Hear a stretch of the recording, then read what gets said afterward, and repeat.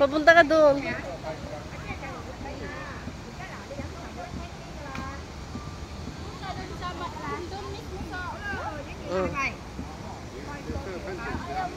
Kaya, di ba?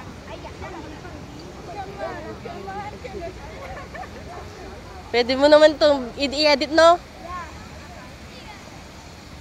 Yan. Amuyin mo, ah. Parang ang ano? Ito? Wow. Ganda ng flower. Sige, amuyin mo. Para ang tawag nila dito. Para. Para? Ganda. Ganda. Ang sarap maligo, di?